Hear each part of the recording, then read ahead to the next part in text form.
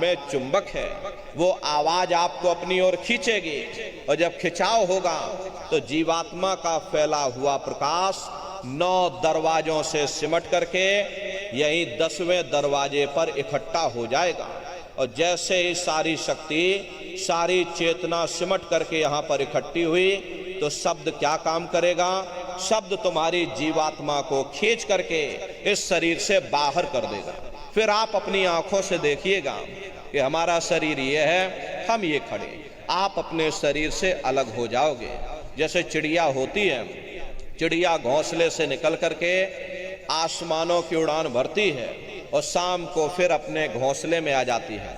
ऐसे ही तुम्हारी ये जीवात्मा इस शरीर रूपी घोंसले से निकल करके ब्रह्मांडों की सैर करेगी, देवी देवताओं के दर्शन करेगी, भगवान राम के दर्शन करेगी, भगवान कृष्ण के दर्शन करेगी और घूम करके फिर अपने शरीर रूपी घोंसले में वापस आ जाएगी। प्रेमी भाई बहनों, ये ब्रह्मा विष्णु महादेव जिनकी सारी दुनिया पूजा करती है, अरे आप सभी लोग ब्रह्मा विष्णु महादेव की पूजा करते हो और पूजा करते करते आपका ये जीवन बीत गया, लेकिन कभी तुमने विचार ये नहीं किया भाई जिनकी हम पूजा कर रहे, आखिर ये ब्रह्मा विष्णु महादेव कौन है? ये कहाँ पर रहते हैं? ये क्या काम करते हैं? इनके माँ बाप कौन है? भगवान राम कौन है? भगवान कृष्ण कौन है? ईश्वर कौन है? ब्रह्म कौन है? पर ब्रह्म कौन है? ये कहाँ पर रहते हैं? तो जरा संक्षिप्त में आप समझिएगा, क्योंकि अगर हम इसका वर्णन करेंगे हमको लाखों वर्ष लग जाएंगे, एक लोक का वर्णन नहीं हो पाएगा। इतने विशाल लोक इस आसमान के ऊपर बने हुए, वैज्ञानिक लोग इसकी खोज कर रहे हैं। कोई चंद्रमा तक चंद्रयान को भेज रहा, कोई मंगल ग्रह पर मंगलयान को भेज रहा। लेकिन प्रेमी भाई बहनों, इस संसार की धातु वहां नहीं पहुंच पाएगी। तो किन किन मंडलों को पार करते हुए तुम्हारी ये जीवात्मा अपने 5वें मंडल पर यानी कि सचखंड में पहुंचेगी? रास्ते में कौन कौन से देश मिलेंगे, उस देश के कौन कौन से राजा मिलेंगे, तो जरा संक्षिप्त में आप समझ लीजिए। प्रेमी भाई बहनों, जब आप भजन करोगे और जब घंटे और शंख की आवाज को सुनोगे तो उसी घंटे शंख की आवाज को पकड़ करके ये जीवात्मा ब्रह्मांडों की चढ़ाई करती है। मान लो आप किसी जंगल में खो गए और चारों तरफ अंधेरा ही अंधेरा हो, कोई रास्ता नजर ना रहा हो, तो आप किसी टापू या पहाड़ पर चढ़ करके और वहीं से आवाज लगाते हो कि भाई कोई हमारी आवाज को सुन रहा हो तो कृपया करके हमको रास्ता बताओ। मान लो किसी आदमी ने आपकी आवाज को सुना और उसने आपको आवाज दी कि भाई हम तुमको ये आवाज दे रहे, तुम इस आवाज को पकड़ करके और तुम हम तक पहुंच जाओ। भले ही हमें दिखाई ना पड़े, लेकिन हम उसकी आवाज को पहले सुनेंगे कि वो आवाज पूरब से आ रही या पश्चिम से आ रही, फिर उस आवाज को पकड़ करके हम उसी जगह पहुंच जाएंगे जहां पर वो व्यक्ति आवाज दे रहा। ठीक उसी प्रकार से इस मानव मंदिर के अंदर, इस हरि मंदिर के अंदर वो परमात्मा आवाज दे रहा है। जब ये जीवात्मा उस आवाज को सुनेगी तो उस आवाज को पकड़ करके ये जीवात्मा वहीं पहुंच जाएगी जहां वो परमात्मा बैठ करके आवाज दे रहा है। तो वो आवाज कब सुनाई पड़ेगी? जब आप भजन करोगे और जब घंटे शंख की आवाज को सुनोगे तो उसी घंटे शंख की आवाज को पकड़ करके ये जीवात्मा ब्रह्मांडों की चढ़ाई करती है। पलक झपकते यह जीवात्मा खरबों योजन ऊपर चली जाती है। ये चांद सूरज सितारों को पार करने के बाद में सबसे पहले जो आपको लोक मिलेगा उसे महात्माओं ने शिवलोक कहा। शिवलोक तमोगुणी स्थान है, वहां के मालिक शिव जी हैं, वो पार्वती जी के साथ उस लोक में विराजमान है। चैतन्य धार जो ऊपर से नीचे आ रही, जिसे महात्माओं ने गंगा कहा, वह अपना केंद्र बिंदु शिवलोक को बनाती है। इसीलिए शिव जी की जटा में ये गंगा दर्शाई जाती हैं। इस लोक में असंख्यों जीवात्माएं रहती हैं और ये सभी जीवात्माएं शिव स्वरूप में मौजूद होती है। जब आप वहां पहुंचोगे और शिव जी का जब प्रत्यक्ष दर्शन करोगे तो आपका स्वरूप भी शिव के समान यानी कि शिव स्वरूप हो जाएगा। जो शक्तियां शिव जी को प्राप्त होती हैं वही शक्तियां साधक को भी प्राप्त हो जाती हैं। शिव जी का दर्शन करने के बाद में फिर जब आप ऊपर चढ़ोगे, उसी के ऊपर ब्रह्मा जी का लोक आएगा। ब्रह्मा जी का लोक वो रजोगुणी स्थान है। वहां के मालिक ब्रह्मा जी हैं। वो गायत्री, सावित्री और सरस्वती के साथ उस लोक में विराजमान है।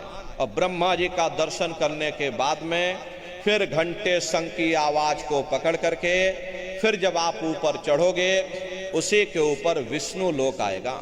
विष्णु लोक वो सतोगुणी स्थान है। वहां के मालिक विष्णु जी हैं। उनका बड़ा मनमोहक स्वरूप है।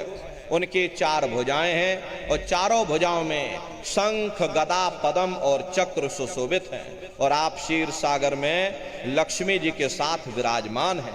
ये तीनों देवता ब्रह्मा, विष्णु, महादेव अपने अपने लोक में बैठ करके राज कर रहे हैं।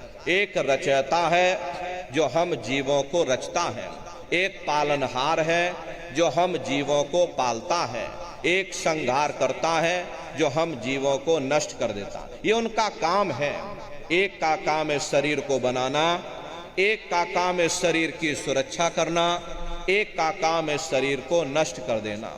इनकी जो माता है वो आद्या महाशक्ति हैं। ब्रह्मा, विष्णु, महादेव लोक के ऊपर वो आद्या महाशक्ति का लोक आता है। उसी को देवी दुर्गा का लोक कहा जाता है। और उसी लोक को पार करने के बाद में सबसे पहला देश पड़ता है, या यूं कह लीजिए कि पहली राजधानी पड़ती है, जिसे महात्माओं ने सहस दल कवल कहा। वहां के जो मालिक हैं वो निरंजन भगवान हैं। ये ब्रह्मा, विष्णु, महादेव ये निरंजन भगवान के ही पुत्र हैं। और ये आद्या महाशक्ति देवी दुर्गा ये निरंजन भगवान की अर्धांगिनी है। और निरंजन भगवान स्वयं तीनों लोकों के मालिक हैं। उन्हीं को त्रिलोकीनाथ कहा जाता है। हिंदू उन्हीं को परमात्मा कहते हैं, मुसलमान उन्हीं को खुदा कहते हैं, ईसाई उन्हीं को गॉड कहते हैं। ये जल एक है। जल को चाहे आप पानी कह लो, चाहे वाटर कह लो, चाहे आप नीर कह लो। इसी तरह प्रेमी भाई बहनों, वो परमात्मा एक है। हम लोग लफ्जों के झगड़े में उलझे हुए हैं। घंटे और शंख की आवाज जो हर इंसान के अंदर गूंज रही, वो आवाज उन्हीं के मुखार बिंद से हो रही। निरंजन भगवान का जो स्वरूप है वो ज्योति स्वरूप है। 1000 बाती की अखंड ज्योति वहां पर बराबर जल रही है। अरे हम लोग यहाँ मंदिरों में ज्योत जलाते हैं, ये तो हम आप उसकी नकल करते हैं। महात्माओं ने आपको चिन्ह बता दिया कि भाई उनका ऐसा स्वरूप है, तो हम लोग यहाँ पर नकल करने लगे। इस ज्योति में तेल की जरूरत पड़ती है, बाती की जरूरत पड़ती है। तेल बाती खत्म हो जाए, ज्योति तुम्हारी बुझ जाएगी। लेकिन वो अखंड ज्योति वहां पर ऐसी जल रही जिसमें ना तेल की जरूरत है और ना बाती की जरूरत है। महात्माओं ने लिखा है, उल्टा कुआ गगन में तिसमें जरे चिराग, तिसमें जरे चिराग, बिना रोगन बिन बाती, 6 ऋतु 12 मास, जरत रहे दिन राती, सतगुर मिले जो होए, ताह की नजर में आवे, और बिन सतगुर नहीं कोई वाह को दर्शावे। वो अखंड ज्योति ऐसी है जिससे पूरा ब्रह्मांड प्रकाशवान हो रहा। जितनी भी अवतारी शक्तियां आई, भगवान राम आए, राम को वहीं से नीचे उतारा गया। इसीलिए उस देश को अयोध्या नगरी या कौशलपुर देश भी कहा जाता है। प्रेमी भाई बहनों, गोस्वामी जी महाराज जब साधना करके वहां पहुंचे, तभी गोस्वामी जी महाराज ने रामचरितमानस में लिख दिया। देखो प्रेमी भाई बहनों, रामचरितमानस में गोस्वामी जी महाराज ने जो भी लिखा है वो सब अंतर का भेद लिखा। जब उन्होंने साधना किया, साधना करके जब ऊपर गए, जो कुछ उन्होंने ऊपर जाकर देखा वो रामचरितमानस में लिख दिया।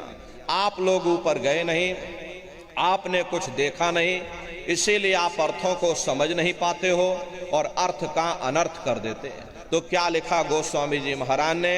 देखिए, गोस्वामी जी महाराज रामचरित्र मानस में लिखते हैं कि मोद्यो नैन त्रिशत में भयो पुन चितवत कौशलपुर गयो। जब मैंने अपने बाहर की आंख बंद की, मेरी अंतर की आंख खुल गई और मैं क्या देख रहा हूं, मैं कौशलपुर देश में पहुंच गया। मोह विलोक राम मुस्काई, मुझे देख करके भगवान राम प्रसन्न हो गए। उन्होंने ऊपर जाने का मुझे रास्ता दे दिया। मैं ऊपर जा करके क्या देख रहा हूं, उधर माज सुनंडज राया, देखें बहु ब्रह्मांड निकाया, अति विचित्र ताहलोक अनेका, रचना अधिक एक तेका। विचित्र विचित्र भांत के वहां पर लोक बने हुए, एक से बढ़कर एक सुंदर।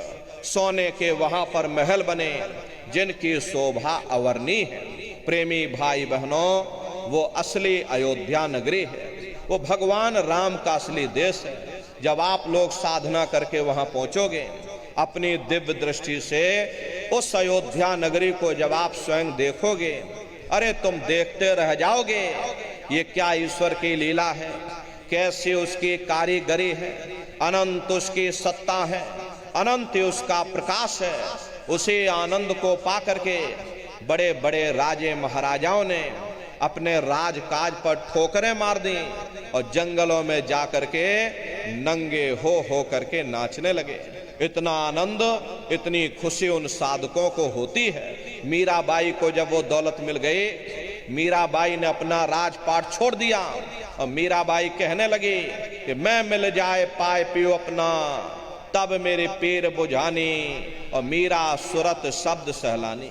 कबीर साहब को जब वो दौलत मिल गई और अन्य महात्माओं को जब वो दौलत मिल गई, उन्होंने ऊपर चढ़ करके उस अयोध्या नगरी को देखा, भगवान राम के देश को देखा, तो कलम तोड़ करके लिख दिया।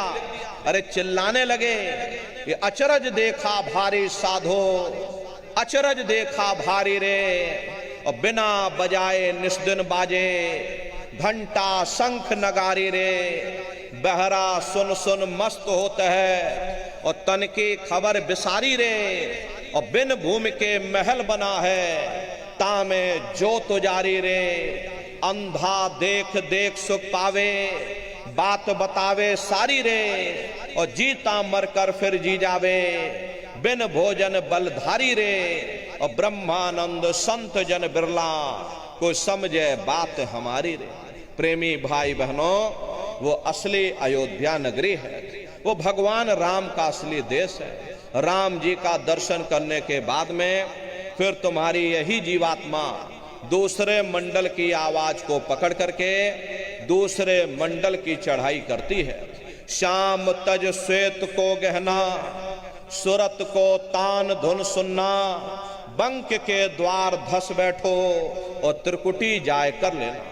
उसी के ऊपर दूसरा देश आता है जिसे महात्माओं ने त्रिकुटी देश कहा।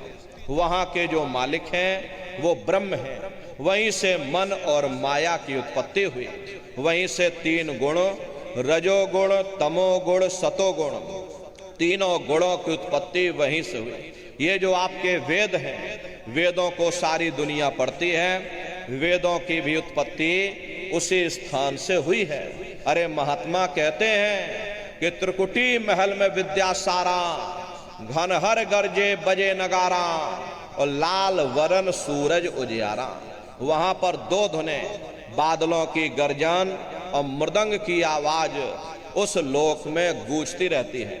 जैसे पहले स्थान पर भगवान राम के देश में घंटे और शंख की आवाज गूंजती है, ऐसे दूसरे मंडल पर यानी कि ब्रह्म के देश में बादलों की गर्जन और मृदंग वहां पर बजता रहता, ओम का जाप बराबर वहां होता रहता। ब्रह्म का जो स्वरूप है लाल वरण सूरज उजियारा, ये सूरज कुछ नहीं है।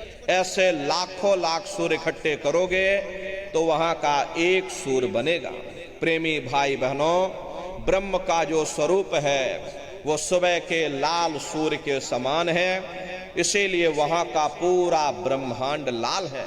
महात्मा जब साधना करके वहां पहुंचे तभी महात्माओं ने लिख दिया, लाली मेरे लाल की जित देखूं त लाल, लाली देखन में गई और मैं भी हो गई लाल। वो पूरा ब्रह्मांड ही लाल है। तो जितने साधक वहां पहुंच जाते हैं उन सभी को योगेश्वर कहा जाता है। योगेश्वर की पदवी उन्हीं को मिलती है जो ब्रह्म स्थान तक पहुंच रखते हैं। जैसे व्यास जी हुए, वशिष्ठ जी हुए, वाल्मीकि जी हुए, इन सब की पहुंच वहीं तक थी। इसीलिए कहा गया कि वाल्मीकि भय ब्रह्म समाना। जब इनकी जीवात्मा वहां पहुंची और जब इन्होंने ब्रह्म का दर्शन किया तो इनका स्वरूप भी ब्रह्म के समान यानी कि ब्रह्म स्वरूप हो गया। तो जितने साधक वहां पहुंच जाते उन सभी को योगेश्वर कहा जाता है। योगेश्वर भगवान श्री कृष्ण उसी देश में वास करते हैं। ये जो ब्रह्म देश है वो श्री कृष्ण भगवान का ही देश है और श्री कृष्ण भगवान वहीं पर रहते हैं। ये बाहर की जन्माष्टमी नहीं है जो आप लोग यहाँ जन्माष्टमी मनाते हो, ये तो आप नकल करते हो। महात्माओं ने कहा था भाई सही मायने में तुम जन्माष्टमी कब मनाओगे? जब तुम्हारी ये जीवात्मा 5 तत्व जल, पृथ्वी, अग्नि, वायु, आकाश और 3 गुण रजोगुण, तमोगुण, सतोगुण, 5 तत्व और 3 गुणों से परे होकर के और ब्रह्म देश में पहुंच करके जब तुम कृष्ण भगवान का दर्शन कर लोगे तब सही मायने में जन्म अष्टमी मनाई जाएगी। वहां कृष्ण भगवान का दर्शन करने के बाद में फिर तुम्हारी यही जीवात्मा तीसरे मंडल की आवाज को पकड़ करके और तीसरे मंडल की चढ़ाई करेगी। आगे पहुंची सुन झंकार, ररंकार ध्वनि सुनी पुकार, आगे श्वेत सुन्न है भाई, मान सरोवर बैठना। उसी के ऊपर तीसरा देश आता है जिसे महात्माओं ने सुन्न देश कहा। उसी को रारंग देश कहा जाता, उसी को अक्षर और नेति कहा जाता। वहां के जो मालिक हैं वो रारंग पुरुष यानी कि पर ब्रह्म पुरुष है। वहां किंगरी और सारंगी 2 धुनें उस लोक में गूंजती रहती हैं और पर ब्रह्म पुरुष का जो स्वरूप है वो पूर्णमासी के चंद्रमा के समान बड़ा ही मनमोहक स्वरूप है। इसी स्थान पर प्रेमी भाई बहनों एक बहुत बड़ा अमृत का सरोवर बना हुआ है जिसे महात्माओं ने मान सरोवर कहा। जब तुम्हारी ये जीवात्मा उस मान सरोवर में जाकर स्नान कर लेगी तो जन्म जन्मांतरों के तुम्हारे मैले पाप कर्म साफ हो जाएंगे। अरे यहाँ के पानी से तुम्हारे कर्मों की सफाई नहीं होने वाली। ये बाहर का पानी तुम्हारे शरीर के मैल को धो सकता है, लेकिन जो पापों का मैल है, जो अंतःकरण में कर्मों की गंदगी, पुण्य और पाप के बोझे जो आपने अपने ऊपर लाद रखे हैं, वो जब साफ होंगे जब आप तीसरे मंडल पर पहुंच करके उस गंगा में डुबकी लगाओगे। उस गंगा में स्नान करने के बाद में ये जीवात्मा हंस रूप हो जाती है। हंसन मिले हंसा हो जाई, मिले जो अमी आहारा है। जीवात्मा का खुद का प्रकाश उस अमृत के सरोवर में स्नान करने के बाद में 16 सूर्य के बराबर हो जाता। फिर यही जीवात्मा चौथे मंडल की आवाज को पकड़ करके चौथे मंडल की चढ़ाई करती है। 2 पर्वत के संग निहारो, भंवर गुफा ते संत पुकारो। 2 पर्वतों को पार करने के बाद में वो बड़ा सुंदर देश आता है जिसे महात्माओं ने भंवर गुफा कहा। वहां के जो मालिक हैं वो सोहंग पुरुष हैं, मां नहीं है, हापे अंग की मात्रा, सोहंग पुरुष। वहां बंसी यानी मुरली की मधुर ध्वनियां सदा उस लोक में उच्चारण होती रहती है। और सोहंग पुरुष का जो स्वरूप है वो दोपहर के सूर्य के समान महाप्रकाशवान स्वरूप है। अरे स्वरूप में अंतर है। पहले स्थान पर निरंजन भगवान का जो स्वरूप है वो ज्योतिष स्वरूप है। दूसरे स्थान पर ब्रह्म का जो स्वरूप है वो सुबह के लाल सूर्य के समान है। तीसरे स्थान पर ब्रह्म पुरुष का जो स्वरूप है वो पूर्णमासी के चंद्रमा के समान है। और चौथे स्थान पर सोहंग पुरुष का जो स्वरूप है वो दोपहर के सूर्य के समान महाप्रकाशवान स्वरूप है। और वहां के धनी का दर्शन करने के बाद में ताके परे धाम सतनामा, बीन बजे सतलोक ठिकाना। सोहंग देश के ऊपर वो पांचवा देश आता है, जैसे महात्माओं ने सचखंड देश कहा। वो सचखंड देश अजर अमर अविनाशी सदा एक रस रहने वाला देश है। वहां न काल है, न कर्म है, न दुख है, न संताप है, न पुण्य है, न पाप है। जो जीवात्माएं वहां पर पहुंच जाती हमेशा के लिए जन्म मरण के बंधनों से आजाद हो जाती हैं। वहां के जो मालिक हैं वो सतपुरुष भगवान हैं, जिनके रोम रोम में खरबों खरब सूरज चांद सितारे प्रकाशवान। वही हमारे आपके सच्चे मालिक हैं, वही हमारे आपके सच्चे पिता हैं। अरे हमको आपको वहीं से नीचे उतारा गया, फिर शब्द को पकड़ करके शब्द शब्द पौड़ी पर चढ़कर पहुंचो सचखंड सतनाम। तो शब्द कब पकड़ में आएगा? जब आप भजन करोगे। और भजन कैसे किया जाएगा जरा अच्छी तरह से समझ लीजिए। ये आंख और कान को बंद करिएगा, लेकिन मन को रोकिएगा। ऐसे समय पर तुम्हारा ये मन जरूर भागेगा। अभी आप यहाँ सत्संग में बैठे हो, शरीर भले तुम्हारा यहाँ बैठा, लेकिन मन सारी दुनिया में भाग रहा। अब किसी को बाल बच्चों की याद आ गई, मन बाल बच्चों में पहुंच गया। कोई दुकान दफ्तर छोड़ करके आया, मन दुकान दफ्तर में पहुंच गया। कोई खेती बाड़ी छोड़ करके आया, शरीर बेचारा यहाँ बैठा, मन खेत में घूम रहा। तो ऐसे भजन से कोई लाभ नहीं होगा। कि प्रेमी भाई बहनों, कबीर साहब ने लिखा है कि कबीर पापी भगत न भावई, हरि पूजा न सुहाए, और माखी चंदन पर हरे, और जहां विगंध तह जाए। जैसे मक्खी चंदन या कस्तूरी पर नहीं बैठती है, बल्कि रात दिन गंदगी में भिनभिनाती रहती है, ठीक उसी प्रकार से हम मनुष्यों का हाल है। हमारे आपके बुरे खोटे पाप कर्म हमें महात्माओं की तरफ जाने नहीं देते, उनके वचनों को सुनने नहीं देते। ये सब हमारे मन की खुराफात है। जिन्होंने मार मन डाला उन्हीं को सूरमा कहना, बड़ा बैरी ये मन घट में, इसी का जीत ना कटना। अगर दुनिया में कोई हमारा दुश्मन है, वो केवल तुम्हारा अपना ये मन है। ये मन रूपी रावण कब मरेगा? जब 9 द्वारों पर फतेह हासिल करके तुम यहाँ 10वें द्वार पर चढ़ जाओगे, तब सही मायने में दशहरा मनाई जाएगी।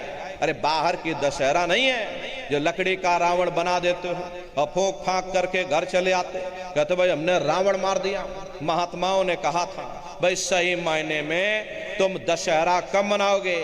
जब 9 द्वारों पर फतेह हासिल करके तुम यहाँ 10वें द्वार पर चढ़ जाओगे, तब सही मायने में विजयदशमी मनाई जाएगी। तब ये मन रूपी रावण तुम्हारा मरेगा, और तब तुम्हारी ये जीवात्मा, इसी जीवात्मा को महात्माओं ने राम भी कहा। हमको ये अपने मन से नहीं कह रहे, धर्म ग्रंथों में ही लिखा हुआ है। एक राम दशरथ का बेटा, एक राम घट घट में लेटा, एक राम का सकल पसारा, एक राम है सबसे न्यारा।